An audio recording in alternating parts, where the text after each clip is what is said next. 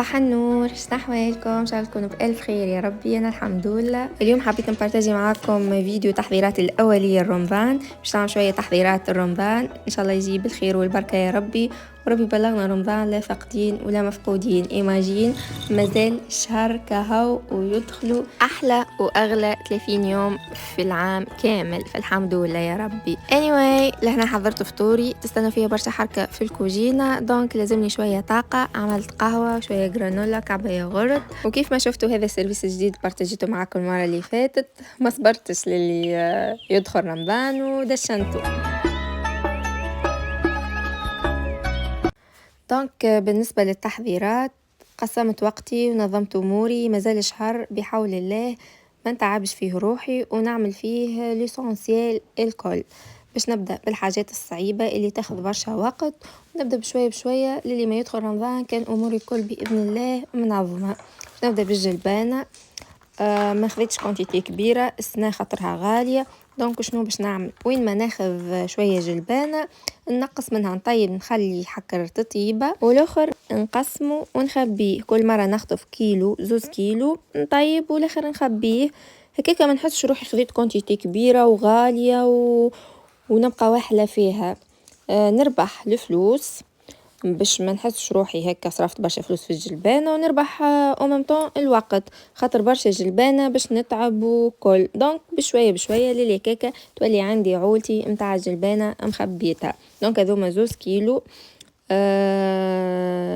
نظفتهم، ما نغسلهاش راني جلبانه كان كيف نجبدها باش نطيب بها. عندي البواط هذوما تعرفوهم نتاع الفاريوند والزيتون، كل ما ناخذ حكه نغسلها كي تفرغ نغسلها ونخبيها. ولا تكونوا عندي برشا الحكوك هذوما، دونك قلت خليني نستغلهم. وكما شفتوني بالميزان كل صندوق رفع لي تطيبتين، وانا راني ما عملش برشا حب في مرقة الجلبانه، انا وصغاري ما ناكلوش جلبانه، جست هاني حماضه وبرا للمرقه. دونك ما نحطش كونتيتي كبيره تاع جلبانه. دونك 2 كيلو رفع لي 4 سنادق، ما شاء الله صافا. وهاني كل مرة نخطف كيلو وإلا 2 كيلو نطيب منه الباقي نكنجلو، وهكاكا نتهنى على عولتي. وانتم زادا جربوها لاستيس، راكم ما تحسوش خذيتوا كونتيتي كبيره ولا صرفتوا برشا في الجلبانه. بار كونتر باش تبداو متهنيين على عولتكم متاع الجلبانه. وفوالا هذه حاجه من الحاجات اللي تاخذ برشا وقت تهنيت منها. حاجه من الحاجات الاخرى اللي نحسها تاخذ لي برشا وقت اللي هي تنقية التوابل وتنظيفها. سيرتو السنة ما نكذبش عليكم، مستنسة أكثرية الحاجات نعمل على ماما، وحتى هكا كي تاخذ لي توابل ولا حاجة هي تنظفهم لي وتغسلهم لي وتبعثهم لي حاضرين ربي يفضلها. السنة كل شيء باش نعمل على روحي، دونك لازمني من قبل بوقت، خاطر كيما نعرفوا التنقية تاخذ برشا وقت. دونك تفقدت البلاكار متاعي، شفت شنو ناقصني، مشيت قضيتهم وجبت الحكوك متاعي باش نغسلهم ونخليهم يستقطروا. وراني سنة قررت مانيش باش نجبد كل شيء، خاطر كوجينة ديما ايدي فيها ماهيش مسخة. دونك باش نجبد الحاجات ليسونسيال، مانيش باش تعب روحي برشا، ومانيش باش نجبد الكوجينة فرد مرة، خاطر لا فرض لا سنة جبدان الكوجينة قبل رمضان. سورتو واحدة تبدا كوجينتها نظيفة ديما يديها فيها، وجي قبل رمضان لازم تجبدها.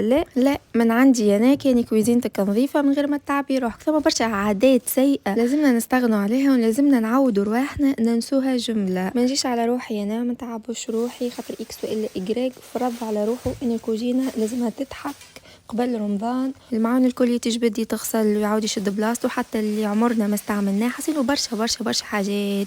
اللي كوجينتو مسخة والله فرصة قبل رمضان لازمو ينظف، لازمو يقضي، خاطر في رمضان ماهوش باش يلقى وقت جملة.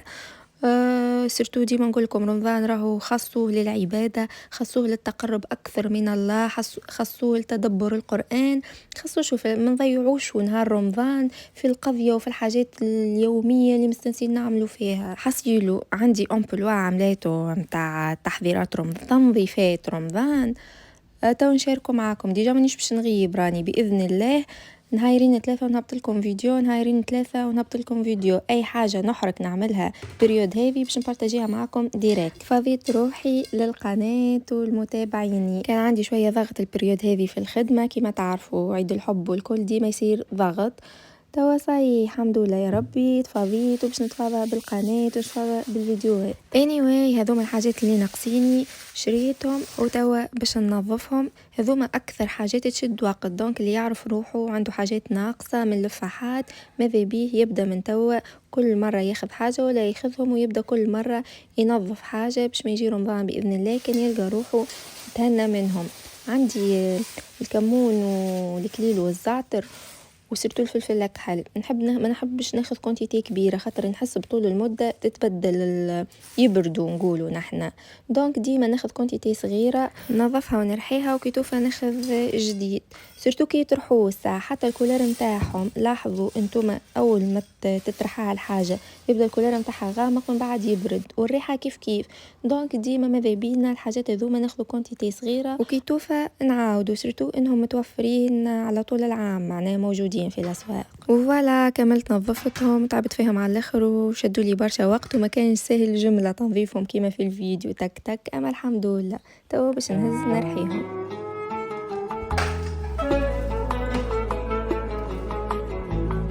عندي رحاه هذه البنات ما بارتاجيتهاش معاكم حتى مرة، خذيتها من سوق فرنسا، رحاه متاع قهوة وحوارات، واللي اكتشفتوا انه الرحاه يدخلوها للقهوة يا تخصوها للحوارات خاطر يتبدل المطعم متاعها كسوا كي ترحوا القهوة وبعدها لحوارات إلا بالعكس.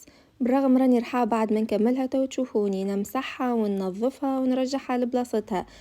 صحيح الرحاه نتاعي القديمة ما صار لها شيء بقت جديدة كيف ما هي، الحاجة الوحيدة انه المطعم متاع التوابل كي نرحيهم ولا حاجة يتبدل، دونك ماذا بينا نخصو رحاه للقهوة ورحاه الحوارات والتوابل وكل الحكايات هذيك الكل، وماهيش مستعملة ديجا شفتوها في الباكو متاعها. وديما نغتنم الفرص كي نمشي بحذا ماما، ديما هكا نمشي نهار لحد للسوق ولا نهار الجمعة نغتنم الفرص. anyway بالنسبة للرحى ساب ماركة معروفة خاطر نعرف برشا باش تسألوني دوب ما تشوفوا الفيديو باش تقولوا لي منين الرحى، دونك هيني جاوبتكم وسومها صدقوني ريزونابل على الاخر. هذاك علاش قلت لكم راني ديما نغتنم الفرص، سورتو نبعد على راس الشهر الساعة، كان بعدتوا على راس الشهر راكم تلقوا الحاجات بنص الحق. سورتو الالكتروميناجي ساعة وراني نحكي على سوق لحد متاع سوسة وسوق حمام سوسة نهار الجمعة.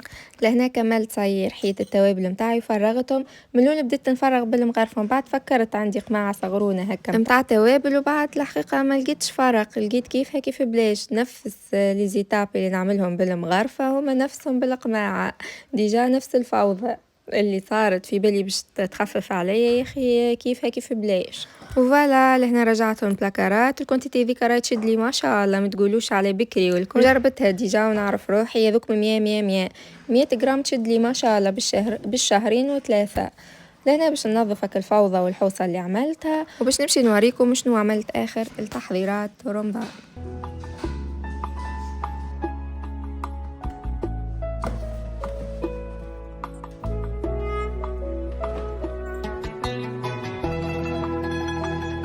من الحاجات الرئيسية والمهمة واللي ننصح بها كل امرأة تعملها قبل رمضان تحضير الثوم كيس سوا بودر وإلا اكعب، المهم نحضروا كونتيتي معقولة نعرفوا روحنا تزينا شهر كامل خاطر الثوم ياخذ برشا وقت في التقشير متاعه وصعيب الثوم يتعب، دونك لازمنا نحضروا كونتيتي قبل رمضان. هذا اللي يحب يسهل على روحه وقفة رمضان ويربح برشا وقت. لهنا انا باش نعمل شوية ثوم بودر والاخر باش نحطه نخبيه باش نوريكم الطريقة بينسير، هذا راني باش نستعمله في سائر الايام، اما حبيت نوريكم الطريقة باش تعتمدوها وتحضروا رمضان باذن الله تعالى. دونك خذيت قشرت كونتيتي متاع ثوم، الثوم راهو ما يزكاش على قد ما تحسوا روحك قشرتي، صدقوني خذيت برشا وقت باش تحصلت على الكونتيتي هذه وما يزكاش سورتو البودر الساعة يظهر لي لازم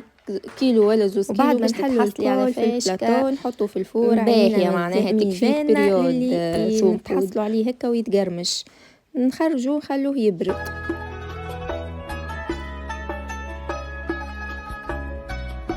لهنا باش نربح الوقت مادام الفور مازال سخون، دونك باش نعمل شابلير كيف حاجة من الحاجات اللي نستحقوها برشا في رمضان ولازمنا نحضروها قبل رمضان خاطرها تاخذ وقت سورتو في الرحيان. خذيت الخبز البايت قصيته ترونشات باش نحطه في البلاطو متاعي نرصفه كيف يحمر شويه نخرجه من الفور. هذا كي يبدا الخبز مازال طري. اذا الخبز يابس جست نحطوه دوب ما نطفو الفور يبدا مازال سخون باش يحمر بطبيعته. فوالا طريقه ياسر سهله ونستحقوه برشا الوصفات رمضان. هذا الخبز متاعي بعد ما خرجته من الفور واستنيته يبرد، وتوا جبت الطاحونه متاعي اللي معاونتني برشا في الكوجينه وننصح بها كل امرأة بالحق. هذه ما شاء الله مهنيتني من كل شيء. دونك فوالا الخبز بعد ما رحيت، وانا ما نحبوش بودر برشا، ديما نحب فيه هكا الفتفوتات هذوكم سيرتو السكالوب كي نبطنو نحب يبدا فيها كد قرميش هذيكا. نظفت الحوسه متاعي كملت رحيت الخبز وحطيته، وتوا باش نجيب الثوم كيف كيف بعد ما برد باش نرحيه باش نوريكم كيفاش تنجموا تتحكموا فيها الطاحونه.